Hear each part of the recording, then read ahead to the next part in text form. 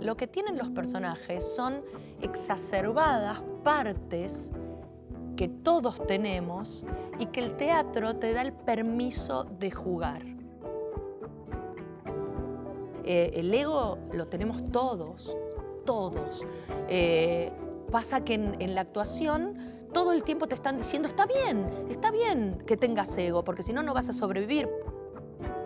Desilusiono un poco a la gente personalmente en lo cotidiano, porque yo no soy una persona muy divertida de carnaval carioca. De todas las personas que tenemos una gran vocación, yo creo que un médico con una gran vocación, que no fue médico porque el padre o porque por familia, también se pregunta en algún momento si ese consultorio de obra social es lo que él soñó, o él soñó de ser médico sin frontera, ¿viste? Ir a curar al Congo, digamos.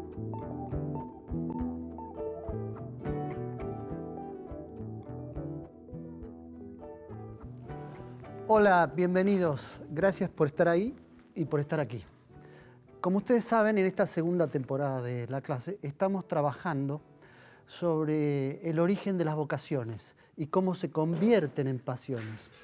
Nos preguntamos en el origen de las vocaciones qué hay: un determinismo, una voluntad, el azar, un mandato, o a veces son un misterio. Y en el caso de Laura Oliva, les presento, actriz, conductora de televisión, bailarina, cantante, monologuista de stand-up, y así podría seguir.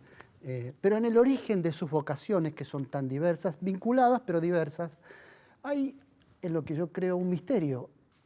Vamos a descubrir si efectivamente es así, porque, según tengo entendido, Laura, a vos con tu vocación te pasó como un clip, así como una cosa de, es decir, en qué estábamos y pasaste a otra cosa, ¿no? ¿Te salió la palabra clip? Clip, tenés razón. Que aparte es así, ese fue el clip de Michael Jackson, sí, que siempre suena como una pavada, pero sí, fue así, sí, fue un clip, sí, y fue también así como vos decís, fue como de, yo siempre me describo antes de ese click como una persona bastante distinta de lo que soy hoy, sino una persona bastante como apática, una adolescente bastante poco orgánica, ¿no? Yo iba al colegio a la tarde y me despertaba pura y exclusivamente al horario para llegar a la 1 de la tarde al colegio, cumplía con esas obligaciones porque si no mi madre me mataba y no tenía ningún, yo veo ahora, ¿no?, esos chicos que hacen inglés, danza, canto, y yo no hacía absolutamente nada, no tenía ninguna voluntad de hacerlo tampoco. Por lo tanto, ese despertar con el video de Michael Jackson, que yo hoy, bueno, pensándolo un poco más seriamente, me parece que tenía que ver con ver algo muy, muy, muy perfecto, ¿no? Había algo de lo perfecto que a mí me emocionaba en eso. Y por eso... Pero pasado tantos años, sí. ¿No intentaste descubrir efectivamente qué te pasó? Sí, muchas veces. Me parece que primero había un gran... ¿Cómo llega el clip de Michael Jackson a vos? El clip de Michael Jackson llega porque te lo pasaban hasta en la sopa. No sé si vos te acordás que era un año que decía, Dios mío, que ya no lo pasen más. Era la explosión de él como artista solista, que venía de su carrera de Jackson 5 y todo, pero había hecho esa revolución con el video de Thriller, que era un antes y un después, que el video era casi como una película, que se había hecho en fílmico, que tenía... Bueno, y él estaba como en la cresta de la ola. Yo no era como muy fanática de él tampoco, no era que lo venía siguiendo, pero ese video en particular, y sobre todo la parte de danza, porque yo empiezo como bailarina, eso lo que despierta en mí es la bailarina, ¿no? La actriz viene como claro, mucho después. Pero en ese momento, ¿no veías otros videos de otros...? No, era muy acostumbrada, era la época de los videos y había programas de videos, mucho más que ahora. Ahora hay canales como específicos, los videos estaban como repartidos en todos lados, pero no me pasaba con ningún otro lo que me pasaba con ese video en particular. Que te daba hasta para llorar. Sí, lloraba como una loca y pasaba a mi familia y me decía, enloqueció, se volvió loca, ¿no? Era como, de verdad fue como un quiebre Y de esa cosa como tan Y era, de tarjeta, perdón sí. que insista con el tema, pero ¿era la danza o era la canción? No, la danza, la danza. La Para danza. mí, a mí el momento del llanto, me lo escucho yo misma y me parece, era el momento de donde bailan todos juntos. Esa con la arma, se armaba el estribillo. Y arrancaban todos juntos. Y ahí arrancaba a llorar, sí, sí, sí. Y la pregunta que vos me hiciste, que si yo investigué qué era lo que pasaba, lo investigué mucho, y la parte psicoanalítica yo creo que tenía que ver con una gran frustración. Yo creo que ese llanto tenía que ver con algo que yo me daba cuenta que no estaba haciendo y que me encantaba. Y hay un dato anterior que vos recordabas también, que te ocurrió cuando estabas en quinto grado. Sí, en quinto grado yo en la primaria, Colegio del Estado, en aquella época los colegios del Estado estaban muy bien vistos, lamentablemente ahora no, tuve un maestro varón, que también eso fue como todo un tema. Era un maestro varón que no duró prácticamente nada en la escuela, lo echaron enseguida, porque era muy raro, no nos tomaba prueba, porque él decía que estudiar para un día determinado no servía para nada, que una prueba avisada no servía para nada.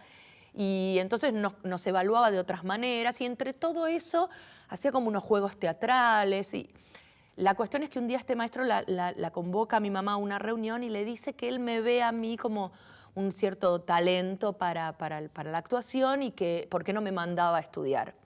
Y mi mamá, que era una...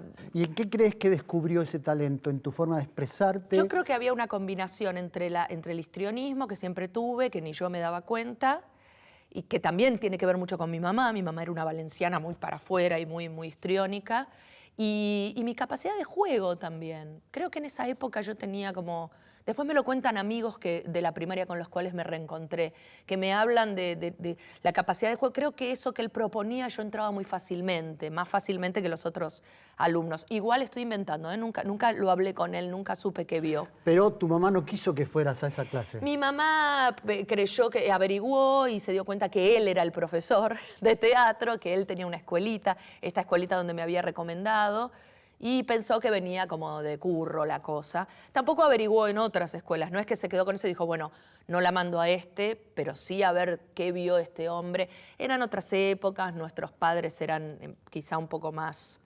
menos atentos a esas cosas. Yo creo que en ese sentido los padres hoy por hoy han evolucionado mucho y los observan más, ¿no? A los hijos, a ver por dónde. En ese momento, hablar de vocación y de estas cosas, sobre todo a los 10 años, me parece que, no por mal, pero me parece que los padres no eran tan atentos a estas cosas. Y entonces, el planteo que vos hiciste al principio de si la vocación es un misterio, es un mandato, habiéndome acordado de ese dato de a los 10 años, cuando aparece lo de los 15 como bailarina y lo de los 20 como actriz, porque ya trabajaba como bailarina cuando aparece la actuación, se me hizo como un hilo de destino. Porque cuando vuelvo a ese dato de los 10 años, digo, pero entonces había algo, yo creo mucho en el destino. Claro. Había algo prefijado que tardó un poco más en llegar por esta dilación quizás de que mi mamá no estuvo atenta o mi familia no estuvo atenta, pero que finalmente llegó, fue imposible que no llegue. Y fue la actuación.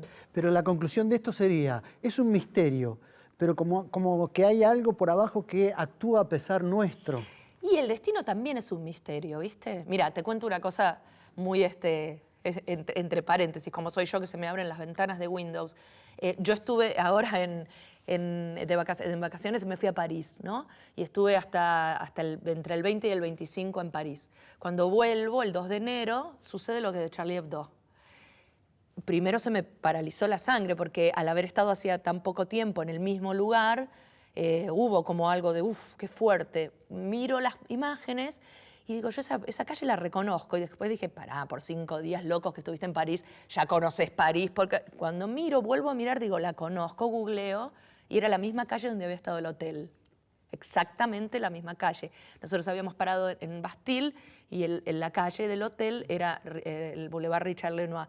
Si eso no es destino, que yo ¿Y a no... qué distancia de la redacción de la revista? Mira, la imagen donde rematan al policía en la calle, yo no sé si no es la misma cuadra, no quiero pecar de demasiado fatalista, pero Y lo loco es que del metro, en París en general te moves en subte, de Bastille, que era la estación más cercana, teníamos 3 cuadras hasta el hotel. Esas 3 cuadras las hemos caminado hasta el hartazgo con los amigos con los que me fui. Y veía ese momento tan trágico con esas 2 personas encapuchadas corriendo por esa calle, y fue una cuestión de horas topármelos de frente, ¿no? Con la valijita, y yo viniendo de... Entonces, si eso no es destino en este caso, gracias a Dios, a mi favor, que no coincidió esos días, ¿no? Y en esas cosas yo pienso todo el tiempo, y me parece que hay algo misterioso en el destino, pero que existe, existe, ¿no? Además, me parece a mí que cuando existe el misterio y uno lo reconoce, es mejor dejarlo en misterio. Totalmente. Bueno, durante todo el año pasado en el programa lo tuvimos a Jansenson, a Norberto Jansenson, que claramente elige no ser un mago tradicional, ¿no? Yo creo que esa vuelta de tuerca que le dio a su trabajo tiene que ver con todos los magos. Ningún mago quiere que vos le estés buscando el truco, pero él particularmente te invita a que no, a que te relajes, a que lo disfrutes, ¿no? Y que no estés viendo a ver dónde metió la cartita. Claramente en algún lugar te engañó, pero nada, ¿para qué? ¿No?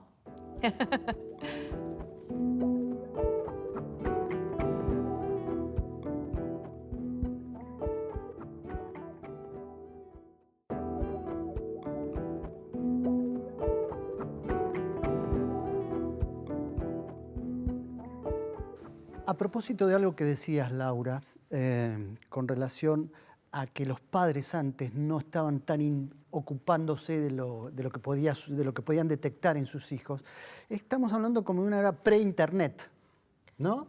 Es verdad, sí.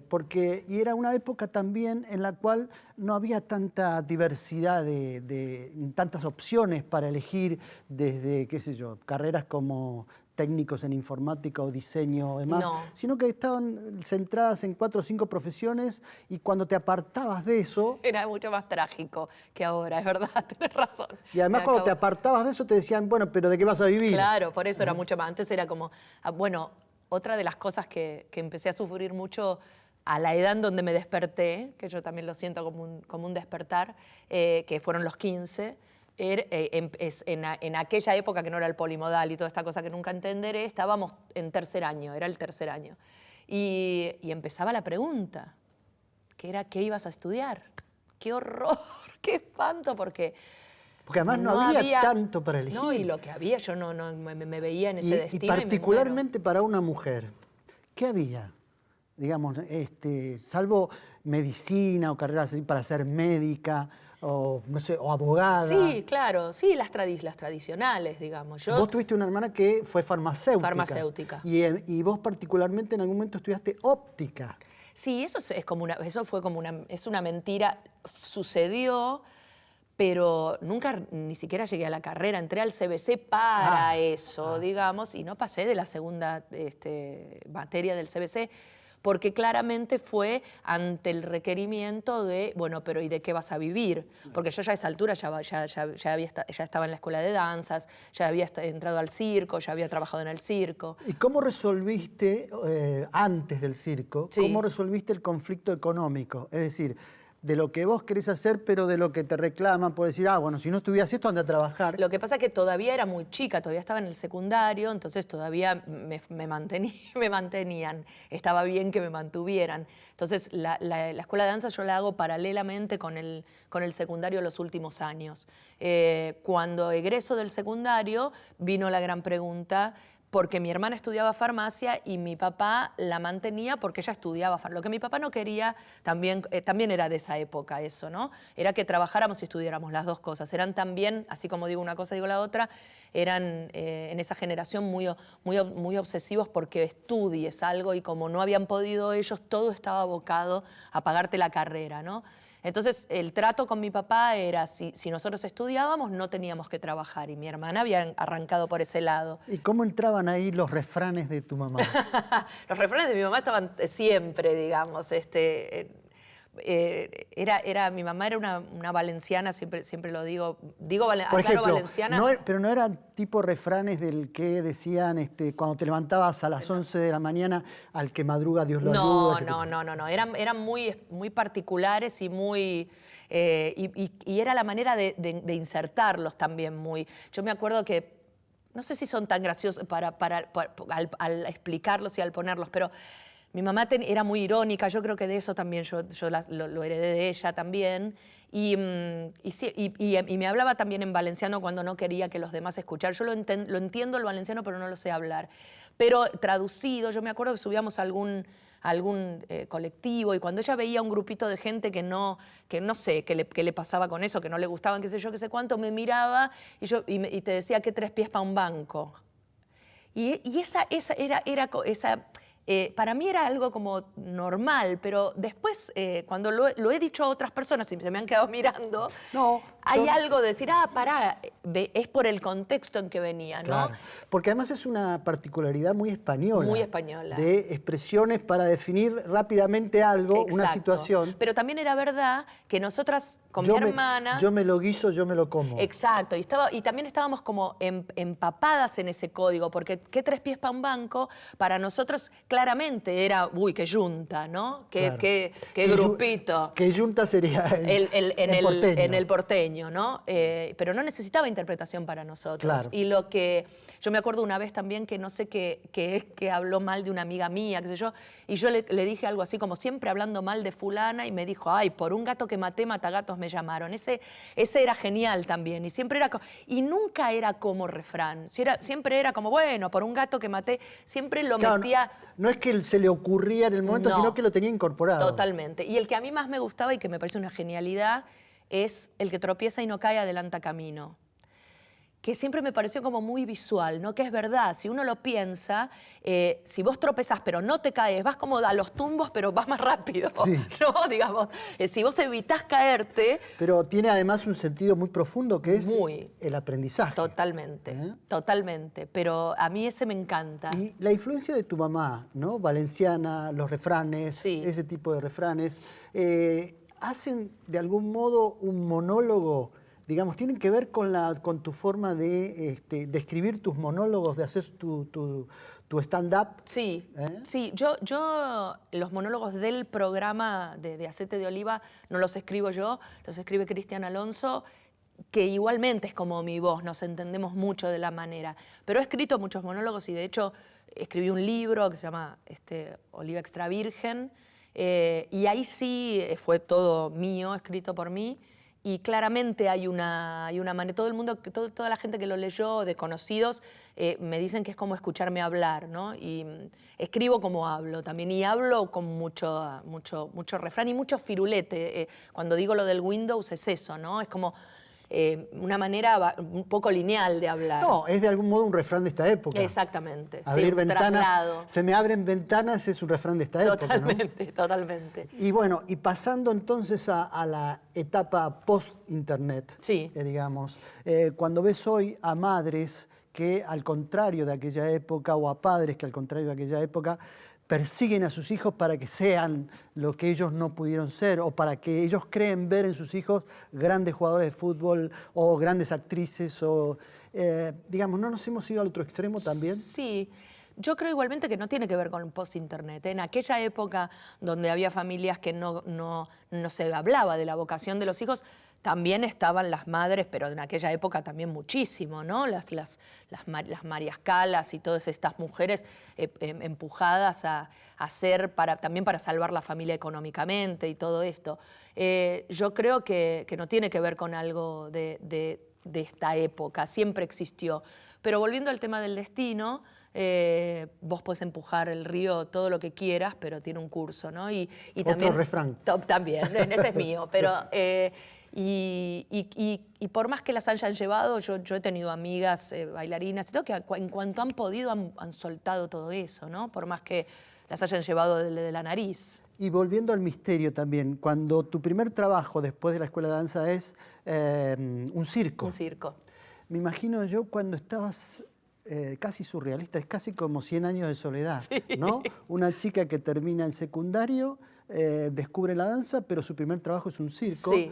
rodeada de animales, Sí. supongo. Sí, sí, sí, porque era un circo donde todavía había animales Y además, en esa época. parte de tu trabajo era la presentación del número de los animales. El número de los animales y Y del... viajaste con un mono. Sí, eso fue de Mar del Plata. Yo con el circo no hice viaje, simplemente hicimos Mar del Plata. Temporada de Mar del Plata. Pero de Buenos Aires a Mar del Plata viajamos en el mismo micro, que íbamos todos juntos con el mono que iba en el fondo. Que esos son cosas de ese momento, de la edad también, porque mi papá me dijo, yo te pago el pasaje, no vayas a andar en un micro de línea. Y yo dije, de ninguna manera, yo voy con todo el mundo Porque además era la parte divertida del trabajo. Pero sí, yo no quería otra cosa más que estar ahí arriba de ese micro ¿Y cómo tenés la sensación de ir en ese micro rumbo a Mar del Plata, sabiendo que estaba el mono atrás, Sí. que te ibas a encontrar con los elefantes? Sí, ya me había encontrado, Con los elefantes, Sí, y sí. que estabas rodeada de malabaristas, Sí, de acróbatas, sí, de trapecistas, de todo magos. ese mundo, todo ese mundo. Era un mundo en el que te encontré. Ahí se acabó el misterio, esto era lo que yo quería. Esto era lo que yo quería y para colmo yo entré como bailarina, porque tampoco es que entré como, como otra cosa, pero buscando después ser bailarina. El circo, que era el Circo Rodas, que en ese momento era muy importante, había convocado bailarinas, quería tener un ballet que fuera por fuera de... Entonces, a todo ese mundo que ya me parecía fascinante y que era como de muy artista y de familia de artistas, que para mí eso era un chino, ¿no? Justamente por esto que te contaba, donde mi familia no se registraba esta cosa como de generaciones y generaciones. Encima de todo yo entraba haciendo lo que me gustaba como bailarina y además de todo me pagaban y muy bien porque ninguna bailarina de carrera, entre comillas, quería ir al circo. Cosa que yo sí estaba fascinada porque yo no era bailarina de carrera. Para mí era... Yo había empezado hacía muy poco tiempo, relativamente para una carrera tan difícil como la danza, y era como un milagro, eso sí que era un milagro y un misterio.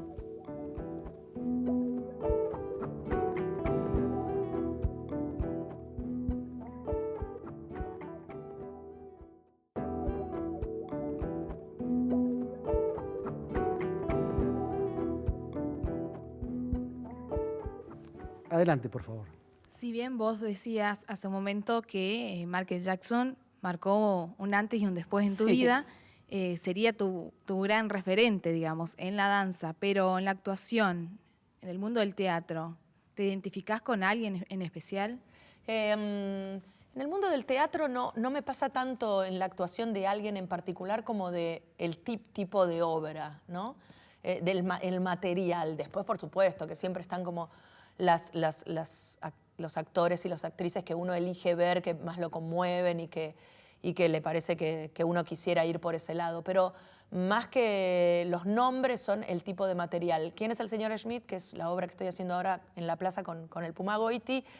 Tiene ese color de tipo de obra que sin renegar de otras que he hecho, que tienen que ver con comedias un poco más ligeras y más livianas, esta tiene lo que hoy por hoy es un nombre relativamente nuevo, lo de comedia dramática, que es una comedia, no es una tragedia, es una comedia, pero que en algún momento se enrarece, se pone como más compleja y más enroscada. Y ese tipo de material es lo que más me interesa. Siempre pongo de ejemplo a Agosto, la obra que se hizo acá con Norma Leandro y que también está la película con Meryl Streep, que tiene eso, ¿no? Parece todo bien, o La Celebración, me decía también Carlos, ese tipo de obra, donde la mesa, a mí la imagen de la mesa de Navidad o de las fiestas familiares, que de pronto se pudren porque la tía borracha dijo algo, una verdad muy oculta y me fascinan. No sé si es porque sueño con hacer eso en algún momento de mi vida y dar el puñetazo en la mesa y decir, vos sos tal cosa, pero me parece fascinante y me parece algo que pasa todo el tiempo. Lo que pasa que después, puesto en una obra, a veces, nah, mirá si va a pasar eso, pero sucede todo el tiempo. Sí, me encanta. Siguiente, por favor. Laura, habías comentado que escribiste. ¿Por dónde nace esa vocación de escribir, de impregnar lo que piensas? Porque si bien te utilizabas a vos como medio para para transmitir todo lo que escribías en tus monólogos. Ahora, ¿por qué nace eso? Y otra cuestión que me surge como duda es ¿con qué te diviertes? ¿De qué te diviertes? ¿Qué disfrutas? ¿De dónde nacen las cosas? Así como apareció lo de la danza al principio y eso, yo no tengo mucho registro. Lo que sí sé es que nacen y nacen todo el tiempo y no lo digo como algo bueno, entre comillas, porque creo que tiene que ver con que soy una persona que me aburro muy fácilmente, muy rápidamente de las cosas. Entonces, todo el tiempo hay como una necesidad de estímulo.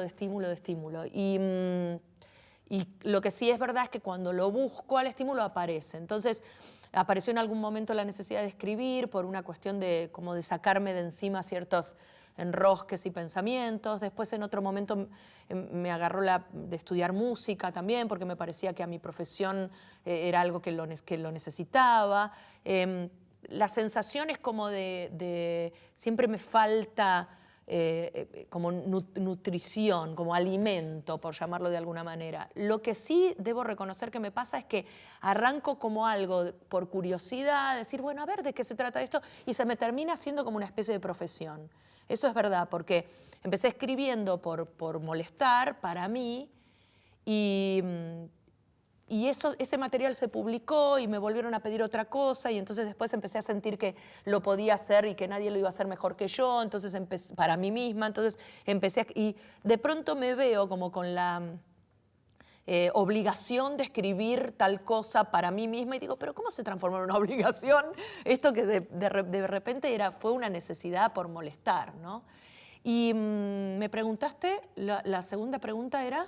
¿Con qué te diviertes? ¿Con qué me divierto? Esa es una pregunta que siempre me la hago para cuando me la pregunten, porque siempre me la preguntan. Y digo, la próxima vez no me va a volver a pasar de decir y no saber qué contestar. Me divierto mucho con mis amigos. Mis amigos son gente muy divertida.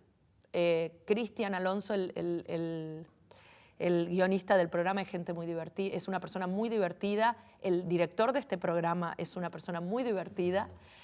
Matías, me divierte muchísimo el Puma, Gabriel, que si bien no sé si somos amigos, sí, nos hicimos amigos en esta etapa, y no porque, y cuando digo son gente muy divertida, no sé si todo el mundo opinará lo mismo, porque lo que a mí me divierte, que es lo mismo que yo tengo, por eso en general desilusiono un poco a la gente personalmente en lo cotidiano, porque yo no soy una persona muy divertida de carnaval carioca, no soy eso, y cuando la gente en general en lo social busca eso de mí, yo no soy la que cuenta el chiste ni la máquina del carnaval, yo no salgo, cuando arranca el carnaval carioca yo me agarro de las... No es que salga, y hoy no soy la máquina del carnaval carioca.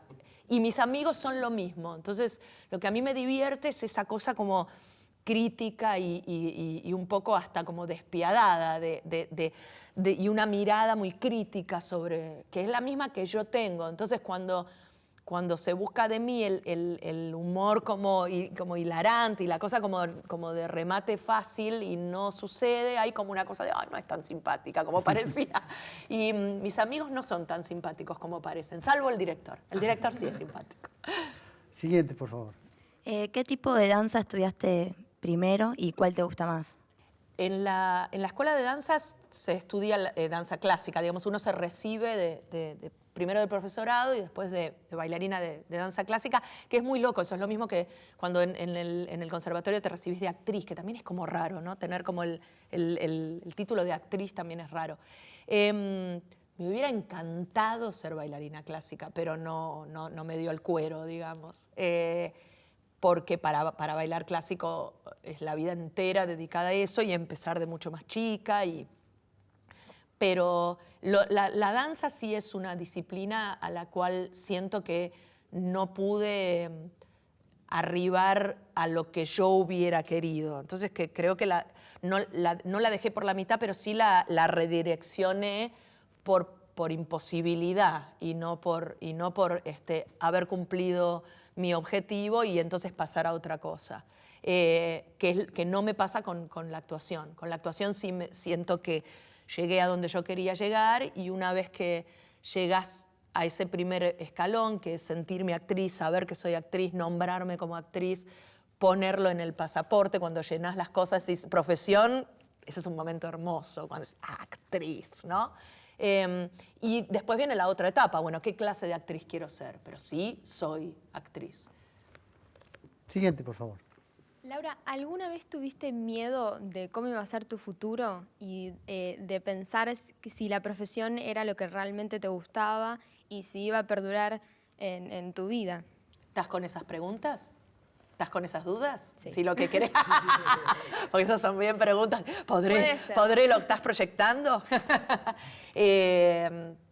Mira, yo te voy a contar. Yo cuando bailaba y me daba cuenta que no iba a poder ser la bailarina que yo quería ser, tenía por momentos la fantasía de romperme un menisco o alguna cosa que impidiera, que yo decía, no sabes cómo iba derecho a prima ballerina, pero el tema del menisco hay, para no tener que bancarme como la propia, ¿no?, frustración de no haber podido hacer.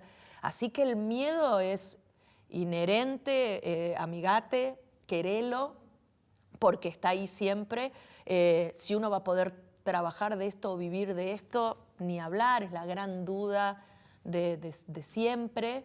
E inclusive después, cuando esos objetivos también están cumplidos, que vos decís, uy, puedo vivir de esto, pude armarme esta cuestión de no tener que trabajar de otra cosa y estudiar otra cosa, también viene la segunda etapa de esta es la clase de actriz que yo quería ser. Así que el miedo de no ser lo que uno pensó o no lograrlo es inherente a la profesión. Y creo que es inherente a todas las profesiones, ¿no? Digo, también creo, de todas las personas que tenemos una gran vocación, yo creo que un médico con una gran vocación, que no fue médico porque el padre o porque por familia, también se pregunta en algún momento si ese consultorio de obra social es lo que él soñó, o él soñó ser médico sin frontera, ¿viste? Ir a curar al Congo, digamos. Así que el miedo en ese sentido. Ahora, a tu edad, ¿cuántos años tenés? 19. A tu edad, sin duda el miedo es, voy a poder vivir de esto, ¿no? No tener que sacrificar básicamente el primer paso, que es poder no hacer ninguna otra cosa. Así que es bien de la edad. No te preocupes, ya va a pasar. Adelante, por favor. Laura, quería saber cómo habías enfrentado a esta madre que describís tan fuerte, tan divertida, y le dijiste, voy a ser actriz y además me voy con un circo. No, a mamá no hubo que enfrentarla para eso, hubo que enfrentarla para otras cosas, pero para eso no. Ahí hubo que enfrentar a papá, que era un amor de un riojano pachorrón y amoroso, pero que claramente tenía otro destino para mí en su cabeza. Y después también de grande comprendí que realmente mucho miedo de que no pudiera vivir, ¿no?, de eso, y que su insistencia, más que nada, de que hiciera otra cosa tenía que ver con su preocupación. Mamá estaba chocha, porque mi mamá había sido bailarina y había dejado todo cuando se casó. Entonces había como una cosa de que yo le saliera a Bataclana sin que ella hubiera incentivado nada. Papá casi infarta porque además cuando yo me fui al circo estaba en la escuela de danzas. Entonces él, que no había logrado que yo hiciera una carrera universitaria, como mínimo había logrado que yo me metiera en la escuela de danzas, que para su cabeza era algo institucional, ¿no? Y era como del Estado, y entonces yo cumplía un horario y me levantaba a las 6 de la mañana porque entraba a las 8, entonces era todo eso. Y eso venía con un título, que era lo que a él lo obsesionaba, pero el título era bailarina de danza clásica. Entonces lo que él dijo fue, bueno, hasta el tutú llego, hasta la... Y cuando le dije me voy al circo, se le desarmó todo otra vez, todo el castillito de arena que le había, con mucho esfuerzo, le había cerrado y le parecía que casi era una carrera, si bien nunca lo terminó de aceptar. Pero mi papá era una persona muy de avanzada, los dos eran muy de avanzada en ese sentido, y mi papá rápidamente entendió que oponiéndose no iba a lograr nada. Entonces era muy inteligente y muy manipulador también con todo lo bueno y lo malo de eso. Entonces se dio cuenta rápidamente que conmigo era correrme para el lado que iba, ¿no? Que si él me decía, no, de ninguna, primero no tenía ese carácter, y segundo que iba a lograr totalmente lo contrario. Entonces mi papá, digo lo manipulador porque me viene a la memoria, mi papá era una persona que para retarte arrancaba con, vos sabés que vos sos la persona que yo más amo en este mundo. Entonces con eso te achaba los piernas, ¿entendés? Me acuerdo de un novio que él no quería y me sentó, yo estaba en el circo estaba en La Plata. Y por primera vez me llevó en el auto. Y dije, sonamos. Me sentó en el auto, puso primera y de acá a La Plata arrancó con, vos sabés que vos sos la persona que yo más amo en este mundo. Volví a decir yo soy, ¿no? Porque él también era la persona que yo más amaba. Y arrancó, porque ese novio no te conviene, pero primero, entonces cuando te decía eso ya había algo como de, oh, pero después de grande me di cuenta que era un mecanismo muy manipulador de su parte, porque si él arrancaba con cómo ese novio iba a obtener que yo me bajara y me tomara el Río de la Plata, ¿no? Era claramente eso. Y quiero contar, tenemos un tiempo, ¿Cómo no? Quiero contar Sí. una cosita un poco fuerte, pero bueno, yo soy así también. Mi papá falleció en el 2007 de cáncer y en la última etapa tenía metástasis en los huesos, ya entonces era muy, muy doloroso lo que estaba sufriendo, y en la última etapa empezaron a aplicarle morfina por el tema de los dolores. Y la morfina lo volvió a su estado original. Mi papá era una persona de muy buen humor y todo, y claramente por los dolores estaba como muy apático y muy malhumorado. Y la morfina lo recuperó en esos 2 últimos días, que para mí fueron un gran privilegio. Y lo volvió a hacer una persona con mucho humor y todo. Entonces tuvimos esa conversación, ¿no? A la cual yo le tenía pánico, porque si él me llegaba a decir algo que yo no, algo doloroso, yo no iba a tener oportunidad de charlarlo, porque la morfina lo hacía delirar un poco, ¿no? No estaba como en sus cabales. Y como los borrachos, los niños y las personas que no están en sus cabales, decía las grandes verdades. ¿A dónde voy con todo esto?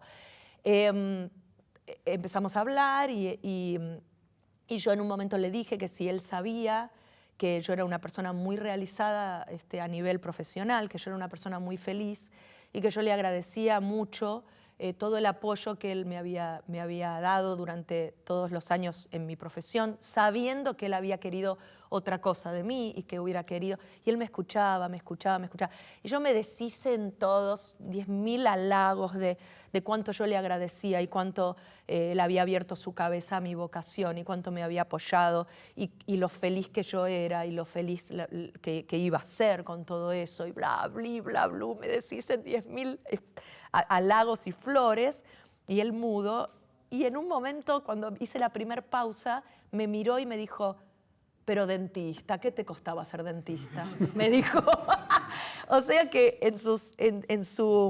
en el momento en donde volvió a ser él, ¿no?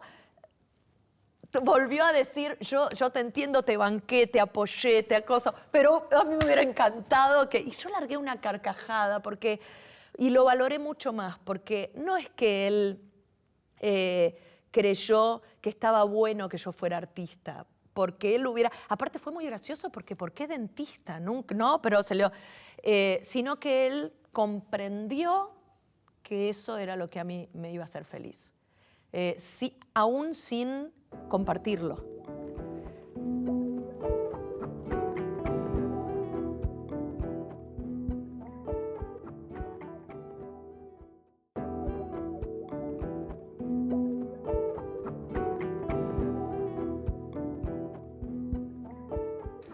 Laura, hablando de vocaciones, digamos, hay una fantasía recurrente en la mayoría de los jóvenes que tiene que ver con el arte y que tiene que ver particularmente con la actuación.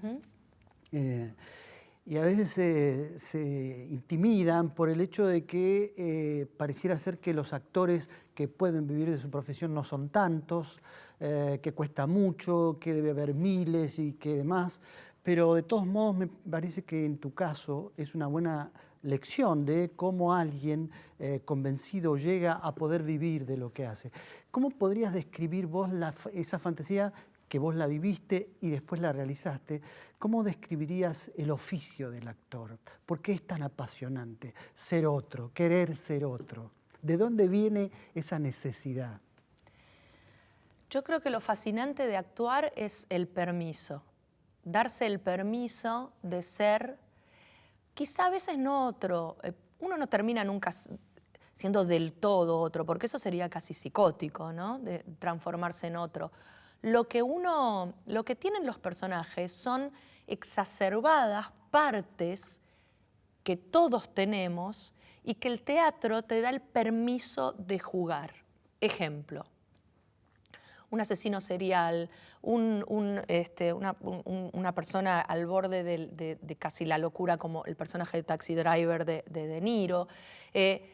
Son partes que todos tenemos. Eso es lo que hay que, como docente, yo que doy clases, explicarle al alumno que es la primer resistencia que aparece, ¿no?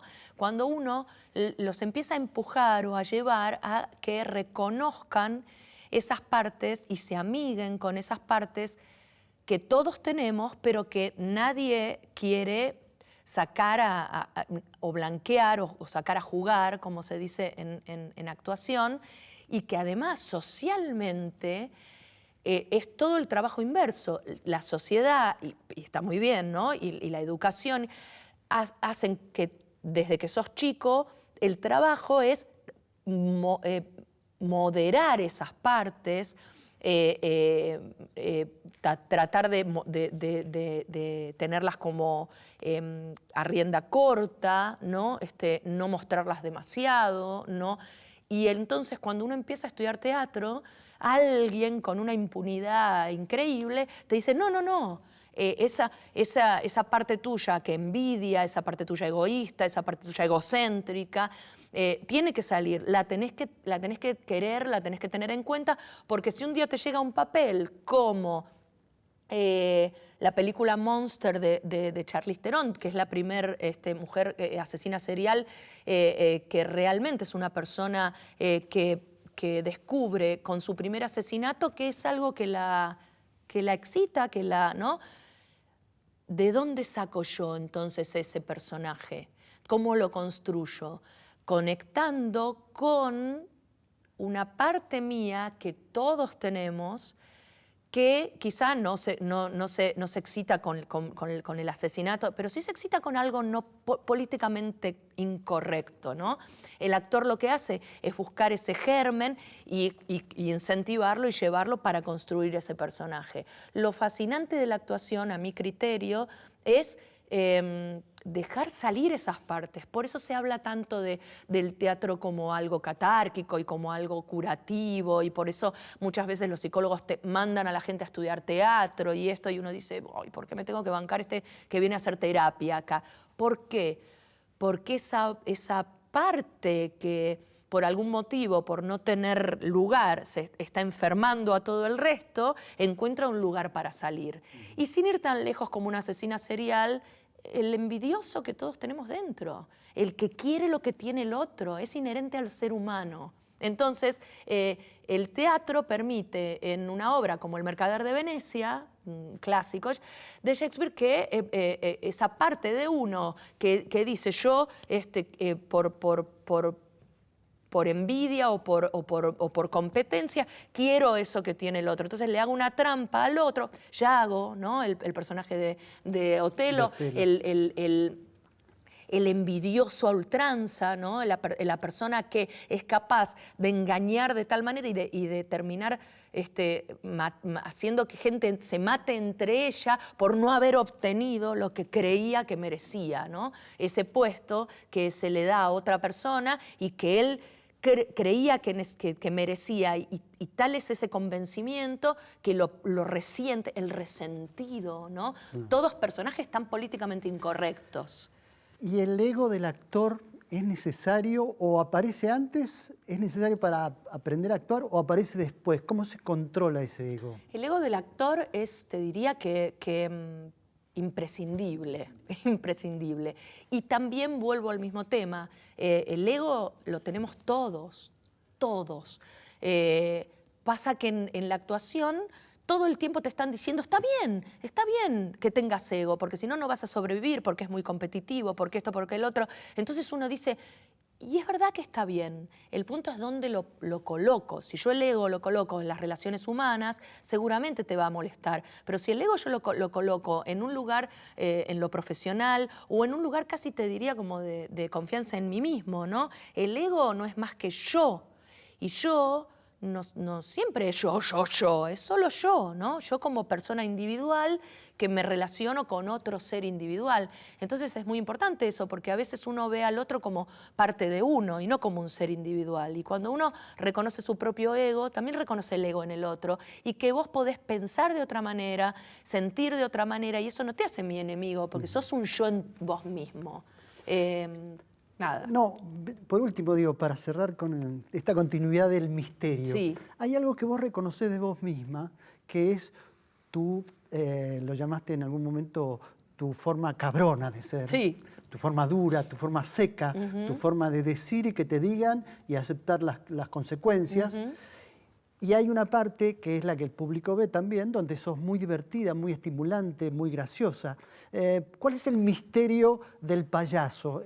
Del payaso triste que a veces alegra, digamos, payaso entre comillas, Sí, ¿no? sí, se entiende. ¿Cuál es el misterio? No es el payaso triste, es, por eso te digo, yo siento que por mi profesión de actriz, yo le doy mucha voz y mucho permiso a esa otra parte, la parte más dura, más seca, más distante, más... Entonces, cuando quiere aparecer esa parte aparece, y cuando quiere aparecer la parte divertida y histriónica y social y todo también aparece.